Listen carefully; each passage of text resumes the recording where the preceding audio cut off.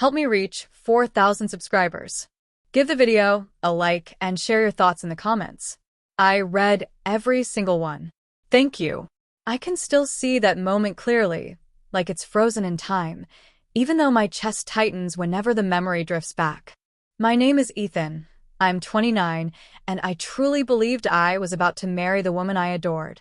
Her name was Olivia, full of charisma and boldness, the kind of person who could brighten a space without even noticing. We met in college, and from day one she had this uncanny ability to make me feel like the only person who mattered. I never believed in soulmates, but for a brief glowing moment, I thought maybe I had stumbled onto one. Our engagement had felt perfect, or at least that's what I believed. The proposal went beautifully. Her eyes had sparkled, and her smile, my favorite thing about her, had curved exactly the way I always loved. We made plans, a small spring wedding, a warm little apartment in downtown Chicago, dreams whispered over late-night pizza and old movies. I had pictured our future in detail, the way people do when they're sure they've found their forever. Then came that night, a Thursday evening, a simple dinner at her parents' house. Nothing unusual, or so I assumed. I dressed well, polished my shoes, straightened my tie, and walked in with the confidence of someone who believed love could shield him from anything. Her parents welcomed me kindly, and Olivia looked radiant in her dress, laughing at her dad's terrible jokes and twirling her hair in that familiar way I adored. I handed her the ring, the one I paid for after months of scraping and saving, and I expected warmth, gratitude, maybe a soft squeeze of my hand. Instead, she curled her lip. "Already found someone better," she said. Her tone cut straight through me, cold and sharp. No hesitation, no guilt, just a perfectly delivered blow, like she had rehearsed it. And she didn't stop. Right there, in front of her entire family, she let the words hang in the air, making sure every eye turned toward me, making sure the shame settled deep. I felt my heartbeat pounding in my ears, my temples throbbing. I didn't argue. I simply reached into my pocket, took the ring back, and slid it into its box. My hands stayed steady. My mind went blank. Maybe shock numbed me. Maybe a small part of me hoped she'd explain or laugh and say it was a cruel joke. But she didn't. She didn't even blink. That's when the truth hit me. I had never really known her. The Olivia I thought I loved, the one who laughed at my jokes and walked hand in hand with me down rainy streets, was just a version of her that existed as long as it benefited her. And right there, in that dining room, the illusion shattered like thin glass under pressure. Her family froze, some nervous chuckles, others staring wide-eyed. I saw her father's confused sympathy, her mother's tight, unreadable expression. And Olivia? She smirked, satisfied, like she had won some game I never knew we were playing. I turned and walked toward the door. The night air hit my face, cool and sharp, slowly easing the tension in my shoulders. I didn't shout. I didn't plead. I didn't fight. I just walked out.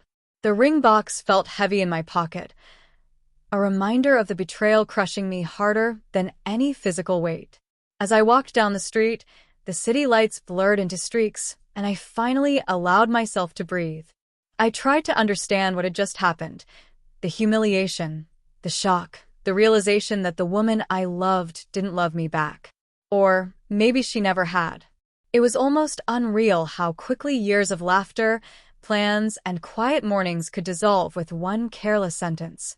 I thought about Liam and Mark, my friends who warned me I was rushing, who pointed out red flags I never wanted to see. I blamed myself for ignoring them, for brushing off those subtle chills in her touch or the sudden sharpness in her tone. But regret didn't matter. It never did. What mattered was the strange sense of strength that came from walking away without giving her the chaos she wanted. She expected a scene. I gave her silence. She wanted me to crumble. I stayed steady.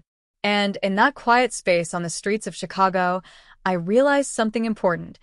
Her actions didn't define me. How I responded did. The next morning, I woke up in my small apartment with sunlight slicing through the blinds, honest and unforgiving. My phone sat on the counter with no notifications, no texts, no calls. I wasn't expecting any. I already knew reaching out to her was useless. She had made her choice, publicly humiliating me, tossing aside our years, and moving on before I even understood what was happening.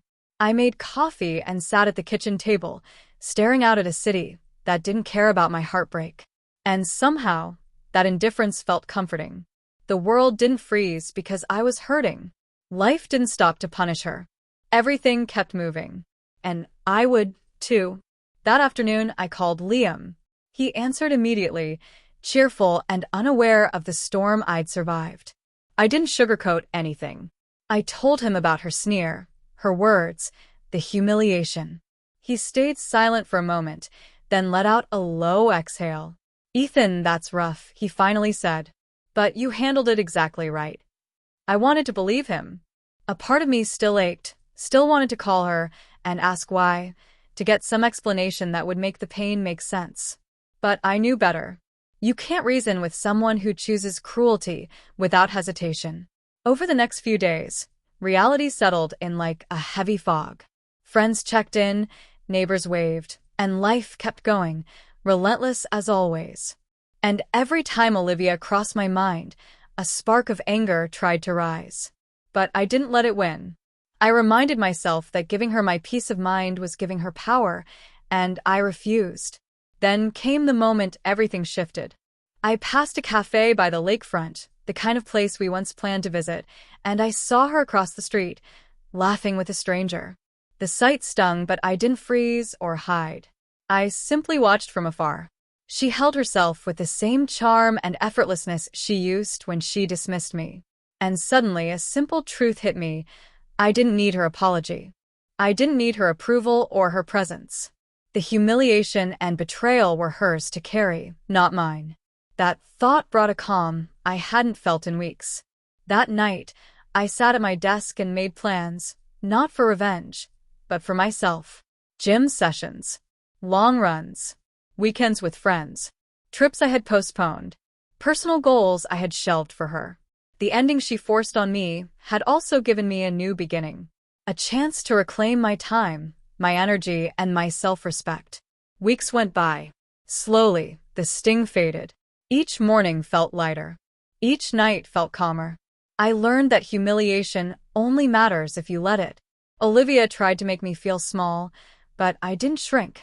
I took the ring back, but more importantly, I took my power back. I don't know where Olivia ended up, and I don't need to. What matters is where I went.